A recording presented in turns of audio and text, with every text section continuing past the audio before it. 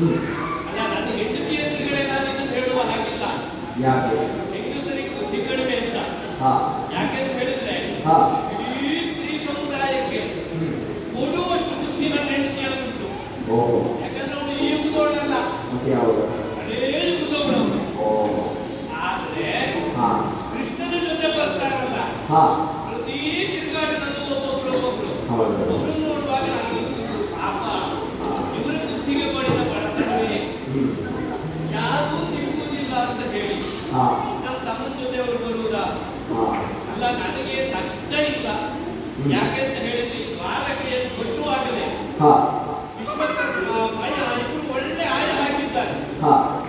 ಎಷ್ಟು ಅವರವರುಂಟೋ ಬಾಗಿ ಹೋಗಬೇಕು, ಎಲ್ಲಿಂದ ಬೇಕಾಗುವುದಕ್ಕೂ ಎಲ್ಲಿ ಬೇಕಾದ್ರೂ ಹೋಗ್ಬೋದು.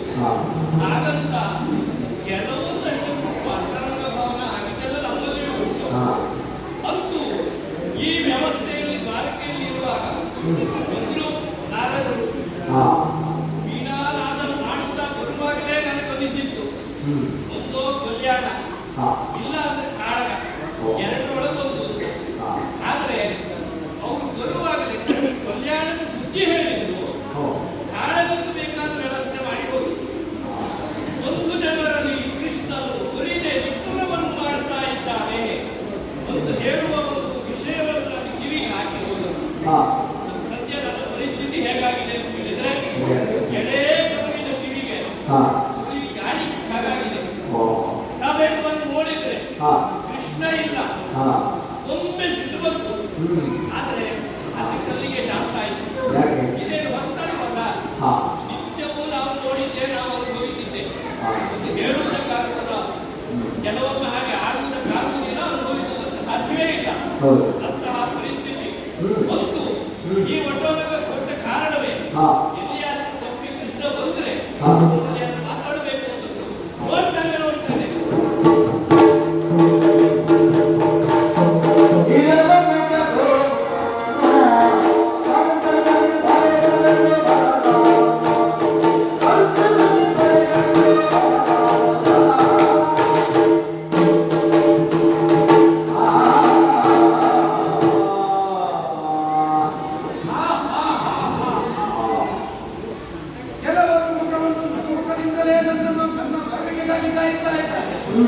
ಆದರೆ ಕೆಲವರು ನನ್ನನ್ನು ಸಿಟ್ಟಿನಿಂದಲೇ ನೋಡ್ತಾ ಇದ್ದಾರೆ. ಯಾಕೆ ನಾನು ಬಂದದ್ದು ತಡ ಆಯಿತು?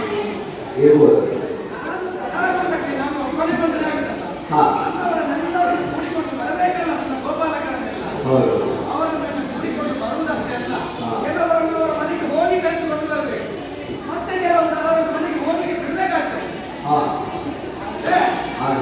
ಬದುಕು ಎನ್ನುವುದು ಹಾಗೆ ಅಲ್ಲ, ಒಂದು ಗ್ರಂಥ ಇದ್ದ ಹಾಗೆ. ನಾವು ನಮ್ಮ ಭಾಷೆಯಲ್ಲಿ ಹೇಳುವುದಾದ್ರೆ ಬದುಕನ್ನುವುದು ಒಂದು ಪುಸ್ತಕ ಇದ್ದ ಹಾಗೆ. ತಾಯಿ ಅದಕ್ಕೆ ಮುನ್ನುಡಿ ಬರೆದರೆ ತಂದೆ ಅದಕ್ಕೆ ಬೆನ್ನುಡಿ ಬರೀತಾರೆ.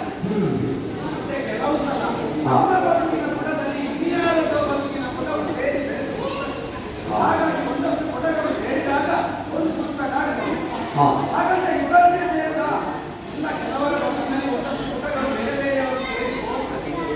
ಇವರನ್ನೆಲ್ಲ ಸೇರಿಸಿ ಮಾಡಿದಾಗ ಅದು ಒಂದು ಬದುಕಾಗುತ್ತದೆ. ಹಾಗಂತ ನಾನು ಇವತ್ತು ಸಭೆಗೆ ಬರುವಾಗ ನನಗೆ ಇವತ್ತು ಅಂತಲ್ಲ, ಯಾವಾಗಲೂ ಬರುವಾಗ ತಡ ಆಗುತ್ತೆ. ಬೇಗ ಬಂದರೆ ಯಾರು ಯೋಚನೆ ಮಾಡೋದಿಲ್ಲ, ತಡ ಬಂದವರನ್ನೇ ಯೋಚನೆ ಮಾಡಿದ್ರು, ಯಾಕೆ ಇನ್ನೂ ಬರಲಿಲ್ಲ, ಯಾಕೆ ಇನ್ನೂ ಬರಲಿಲ್ಲ ಅಂತ.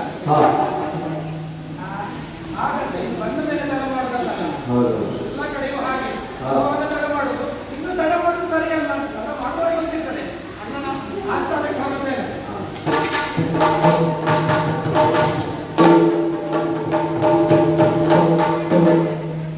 ಬಂದದ್ದು ತಡ ಆಗಿದ್ದನ್ನು ನೋಡಿ ಅಣ್ಣ ಸ್ವಲ್ಪ ಸಿಟ್ಟು ಮಾಡಿಕೊಂಡಿದ್ದಾರೆ. ಅಣ್ಣನ ಸಿಟ್ಟು ದೊಡ್ಡ ವಿಷಯವೇ ಅಲ್ಲ, ಅವನನ್ನು ಸಮಾಧಾನ ಮಾಡಿಸುವುದಪ್ಪ. ನನ್ನ ಹತ್ರ ಅವನನ್ನು ಚೂರು ಪ್ರೀತಿಯಿಂದ ಮಾತಾಡಿದ್ರೆ ಸಾಕು, ನಾವು ತಿನ್ನುವ ಬೆಣ್ಣೆ ಹಾಗೆ ತಲೆಗೆ ಹೋಗ್ತಾನೆ.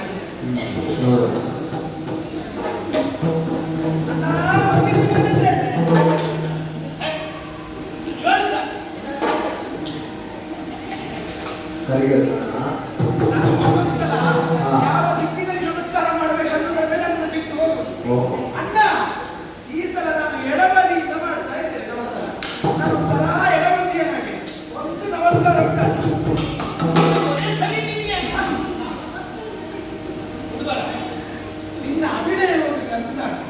ಈಗ ನೀನಾದ್ರೂ ನನ್ನ ಬಗ್ಗೆ ಅಲ್ಲ, ಇಷ್ಟು ಚಂದ ಸಿಟ್ಟು ಮಾಡಲಿಕ್ಕೆ ಬರ್ತದಲ್ಲ ನಿನಗೆ?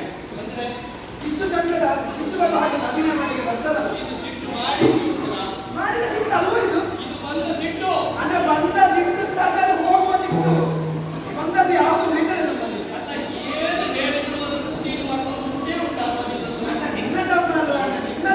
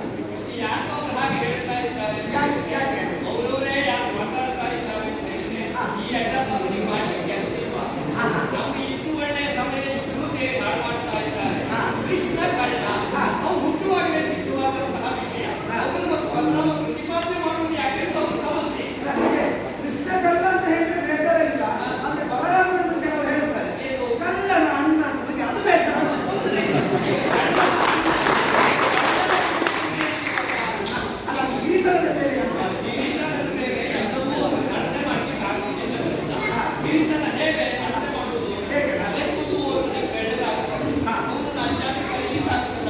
ಅವನಿಗೆ ಯಾವುದಾದ್ರೂ ಸಂಬಂಧಪಟ್ಟಂತಹ ಕಾಯಿಲೆ ಇರ್ತದೆ. ಅವನಿಗೆ ದೇಹದಲ್ಲಿರುವ ರೋಗರಾಜಿಯಿಂದ ಬೆಳೆದಾಗ್ತದೆ. ಅದನ್ನು ನೀವು ವಯಸ್ಸಾಗಿದೆ ಅಂತ ಹೇಳಲಿಕ್ಕೆ ಆಗ್ತದ? ಹೇಳುವಂಥದ್ದು ಇಲ್ಲಿ ನೀರಿನೆಲ್ಲ ಅರ್ಥ ಆಗ್ತದೆ. ಮತ್ತೆ ಇನ್ನೊಂದು ಒಳ್ಳೆಯ ಉದ್ದೇಶ ಯಾವ್ದು? ಯಾವ್ದು ಅರ್ಥ ಆಗಬೇಕು ಅಂತ ಹೇಳೋದಿಲ್ಲ ಅಂತ ಆಗ್ತದೆ. ಯಾವ್ದು ಅರ್ಥ ಆಗಬಾರ್ದು ಏನು ಅರ್ಥ ಆಗ್ತದೆ? ಇದು ನನಗೆ ಅರ್ಥ ಆಗಿಲ್ಲ. ಸಭೆ ನಮ್ಮವರು ಮಾತಾಡುವುದಿಲ್ಲ, ನಿನಗೆ ಅರ್ಥ ಆಗ್ಬೇಕು.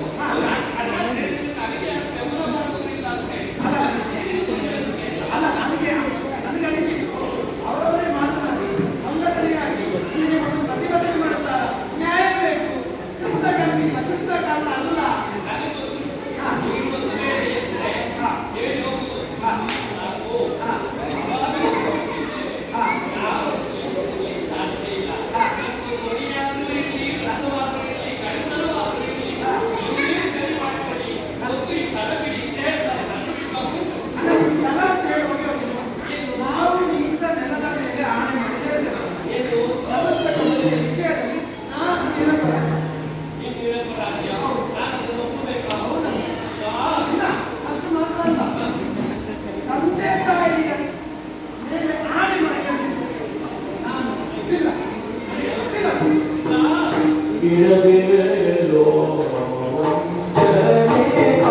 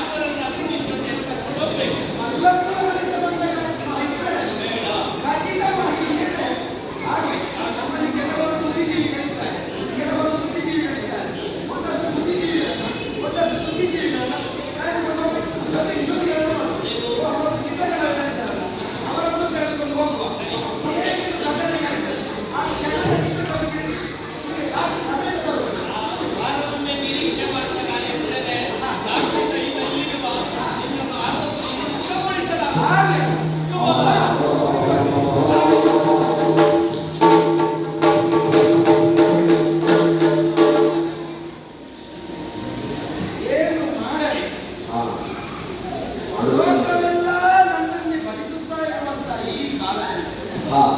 ನನ್ನ ಮೇಲೆ ಇಂತಹ ಒಂದು ಆರೋಪ ಬರ್ತದಂತಾದರೆ ಹ್ಮ್. ಇದರ ಹಿಂದೆ ಏನಾಗಬೇಕು ಅನ್ನುವಂಥ ಯೋಚನೆ ಬಿಟ್ಕೊಂಡಿದೆಯಲ್ಲ, ಹಾ. ಒಂದು ಲೆಕ್ಕದಲ್ಲಿ ನೋಡಿದ್ರೆ ನನ್ನ ಅಣ್ಣ ತುಂಬ ಮುಕ್ತ. ಹಾ. ಹಾಗಂತ ಇದು ಲೋಕಕ್ಕೆ ಗೊತ್ತಾಗಬೇಕಲ್ಲ. ಯಾವುದೋ ಒಂದು ಸ್ಥಾನದಲ್ಲಿರುವಂತಹ ಒಬ್ಬ ವ್ಯಕ್ತಿಯಾದವರ ಮೇಲೆ ಯಾವುದೋ ಒಂದು ಹಗರಣ ಬಂದಂತಾರೆ ಅವರು ಅದೇ ಸ್ಥಾನದಲ್ಲಿ ಮುಂದುವರಿಯಬಾರದು. ಹಾ. ಮುಂದುವರಿಯಬಾರದು. ಅಲ್ಲಿಂದ ಕೆಳಗಿಳಿಯಬೇಕು. ಕೆಳಗಿಳಿದು ತನ್ನನ್ನು ತಾನೇ ವಿಚಾರಣೆಗೆ ಒಳಪಡಿಸಬೇಕು. ವಿಚಾರಣೆಗೆ ಒಳಪಡಿಸಿ ನಾನು ಆರೋಪಿಯಲ್ಲ, ಅಪರಾಧಿಯಲ್ಲ, ನಿರಪರಾಧಿ ಇದ್ದೇನೆ ಎಂಬುದನ್ನು ಲೋಕಕ್ಕೆ ತೋರಿಸಬೇಕು. ಹಾ. ಈಗ ಸಮರ್ಥಕವಣಿಯನ್ನು ನಾನು ಕೇಳೋದಕ್ಕೆ ಹೋಗಿದ್ದು ಹೌದು. ಹಾ. ಅದು ಒಂದು ನಮ್ಮ ಅರಮನೆಯಲ್ಲಿ ಇರಲಿ ಎಂಬ ಕಾರಣಕ್ಕೆ. ಆದರೆ ಇವತ್ತಿಗೆ ಆ ಸಮರ್ಥಕವಣಿಯೇ ಇಲ್ಲ ಅಂತಾರೆ. ಹಾ. ಸಹಜವಾಗಿ ನನ್ನ ಮೇಲೆ ಒಂದು ಸಂಶಯ ಬರುವುದು ಹೌದು. ಹಾಗಲ್ಲ ಆ ಸಂಶಯವನ್ನು ನಾನು ಇಲ್ಲ ಅಂತ ಹೇಳಿ ಸುಮ್ಮನಿದ್ರಾಗಿಲ್ಲ. ಕೆಲವರು ಅವರಷ್ಟಕ್ಕೆ ಅವರು ಮಾತಾಡ್ತಾರೆ, ಚಂದ ಮಾತಾಡ್ತಾನೆ ಅವರಲ್ಲ ಅಂತ. ಯಾಕೋ ಒಂದು ಕಡೆಯಿಂದ ನೋಡುವಾಗ ಅವರ ಮೇಲೆ ಸಂಶಯ ಇಲ್ಲ, ಅವರಷ್ಟಕ್ಕೆ ಅವರು ಮಾತಾಡಿಕೊಂಡು ಹೋಗ್ತಾರೆ. ಹಾಗಾಗಬಾರದು. ಆದರೆ ಇದರ ಮೂಲವನ್ನು ಹುಡುಕಿಕೊಂಡು ಹೋಗ್ಬೇಕು. ಹಾ. ಯಾಕೆ ಎಲ್ಲ ಒಂದಷ್ಟು ಯುವಕರಲ್ಲಿ ವಿಚಾರಣೆ ಮಾಡಿ ಪ್ರಸೇನನು ತುಂಬಾ ಉತ್ಸಾಹದಿಂದ ಬೇಟೆಯಾಡುವುದಕ್ಕೆ ಹೊರಟಂತೆ. ಸತ್ರಾಧಿಕಾರಗಳಿಗೆ ಬಂದು ಕೆಲವರು ದುಡಿತಾರಂತೆ, ಕಾನೂನುಗಳಿಂದ ಅಪಾಯಕ್ಕೊಳಗಾಗಿದ್ದೇವೆ, ಅದನ್ನು ರಕ್ಷಣೆ ಮಾಡಬೇಕು, ಅದನ್ನು ದಾರಿಗೆ ಅಡ್ಡಬೇಕು ಅಂತ ಕೇಳಿದರು. ಹೌದು, ನಮ್ಮಲ್ಲಿ ಒಂದು ನಿಯಮ ಇದೆ, ನಾಡು ಪ್ರಾಣಿಗಳನ್ನು ಕೊಲ್ಲುವುದಕ್ಕಿಲ್ಲ, ನಾಡು ಪ್ರಾಣಿಗಳನ್ನು ಕಾವಿಗೆ ಹಾಕುವುದು. ಯಾಕೆ ಕಾವಿಗೆ ಹಾಕಬೇಕು ಅಂತಾರೆ, ಒಬ್ಬ ಮನುಷ್ಯನಿಗೆ ತನ್ನ ಬದುಕಿನಲ್ಲಿ ಒಂದು ಪ್ರಶ್ನೆ ಹುಟ್ಟಬೇಕು. ಹಾ. ಪ್ರಶ್ನೆ ಹುಟ್ಟಿದರೆ ಹುಟ್ಟಿದ ಪ್ರಶ್ನೆಗೆ ಉತ್ತರ ಹುಡುಕುವುದಕ್ಕೆ ಕಾಡಿಗೆ ಹೋಗ್ಬೇಕಲ್ಲ. ಹೌದು. ಹಾಗಂತ ಪ್ರಶ್ನೆ ಹುಟ್ಟಿದಾಗಲೆಲ್ಲ ಕಾಡಿಗೆ ಹೋಗುವಷ್ಟು ಈಗ ಕಾಡು ಉಂಟ. ನಾವೆಲ್ಲ ಒಂದಷ್ಟು ಪ್ರದೇಶಗಳು ನಗರದಲ್ಲಿ ಇರಲಿಲ್ಲ. ಈಗ ಹೇಳಬೇಕಂದ್ರೆ ಕಾಡಲ್ಲಿ ಬೆಳೆಯಬೇಕಾದಂಥ, ಕಾಡಲ್ಲಿ ಬದುಕಬೇಕಾದಂಥ ಪ್ರಾಣಿಗಳು ನಾಡಿಗೆ ಬರುವುದು ಅದೇ ಕಾರಣಕ್ಕಾಗಿ. ನಾವು ಅಲ್ಲಿ ಹೋಗಿದ್ದೇವೆ, ಅವರು ನಮ್ಮಲ್ಲಿ ಹುಡುಕಿಕೊಂಡು ಬರ್ತಾರೆ. ಅಪಾಯದಿಂದ ರಕ್ಷಣೆ ಮಾಡುವುದಕ್ಕಾಗಿ ಸತ್ರಾಧಿಕ ಹೊರಟಿದ್ದ ಕಾಲಕ್ಕೆ ಪ್ರಸೇನ ನಾನು ಹೊರಡುತ್ತೇನೆ ಹೊರಟು ಕಾನೂನಿನ ಬಗ್ಗೆ ರಕ್ಷಣೆ ಮಾಡುವುದಕ್ಕೆ ಹೋಗುವ ಕಾಲಕ್ಕೆ ತಮ್ಮನಿಗೆ ಧೈರ್ಯಕ್ಕಿಂತ ಶಮಂತಕವನಿಗೆ ಬರ್ತದಂತೆ. ಹಾ. ಭಗವಂತಕಂತಹ ಸೂರ್ಯನಿಂದ ಬಂದಂತಹ ಶಮಂತಕವನಿಗೆ ಕೇವಲ ಪ್ರಾಣಿಗಳ ಬೇಟೆಯಾಡುವುದಕ್ಕೆ ಒಬ್ಬ ಕೊಡ್ತಾನಂತಾದರೆ ಒಂದು ಸಂಪತ್ತನ್ನು ದುರ್ಬಳಕೆ ಮಾಡಿದ ಹಾಗಾಗಿದೆ. ಆ ಕಾರಣದಿಂದ ಇದರಿಂದ ಏನೇನೋ ನಡೆಯಬಾರದು ಬಂದಿದೆ.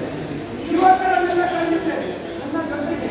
ನನ್ನನ್ನು ಪ್ರೀತಿ ಮಾಡುವವರು ಮಾತ್ರ ಅಲ್ಲ, ನನ್ನನ್ನು ವಿರೋಧಿಸುವವರನ್ನು ಕರೆದುಕೊಂಡು ಬಂದಿದ್ದೇನೆ. ಯಾಕೆ? ಸತ್ಯಾಂಶವನ್ನು ಹೇಳಬೇಕಂತಂದ್ರೆ ನನ್ನ ವಿರೋಧಿಸುವವರೇ. ಅವರನ್ನೆಲ್ಲ ಸೇರಿಸಿಕೊಂಡು ಪ್ರಸೇನ ಹೊರಟಂತಹ ದಾರಿಯಲ್ಲಿ ಸಾಗುತ್ತಾ ಸಾಗುತ್ತಾ ಹೊರಡುತ್ತೇನೆ.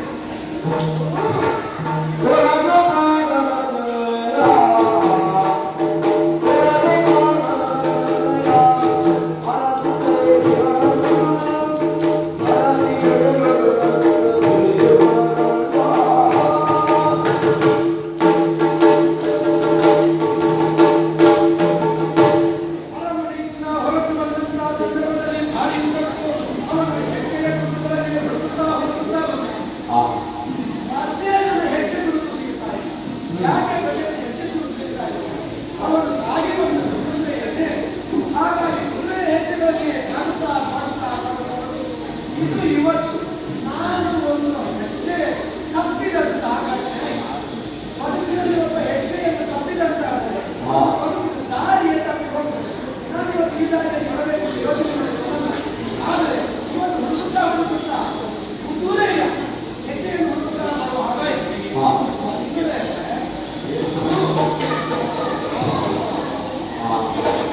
ಎಂತಹ ಘಟನೆ ಹಾ. ಕುದುರೆ ಹೆಜ್ಜೆ ಮಾಸಿ ಹೋಗಿದೆ. ಹಾ. ನೋಡಿದ್ರೆ ಶ್ಯಾ, ಆಗಬಾರದಂತಹ ಘಟನೆಯನ್ನು ನಡೆದು ಹೋಗಿದೆ. ಹಾ. ಪ್ರಸೇನನ ಕೆಳಗಡೆ ಬಂದರೆ ಓ. ಓ ಹಾ. ಸತ್ರಾಧಿಕರ ತಮ್ಮನಾದಂತಹ ಪ್ರಸೇನ ಸತ್ತು ಬಿದ್ದಿದ್ದಾರೆ. ಹಾ. ಅವನ ಕುದುರೆಗಳು ಇಲ್ಲಿದ್ದಾರೆ.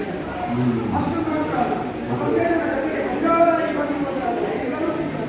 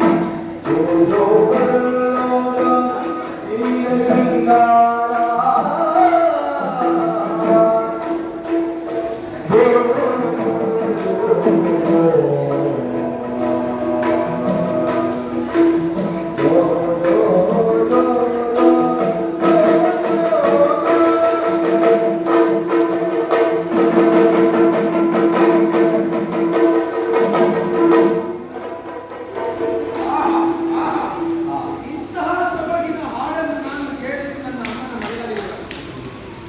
ನನ್ನ ಮಡಿಲಂತ ನನಗೆ ಎರಡೆರಡು ಅಮ್ಮನ ಮಡಿಲು.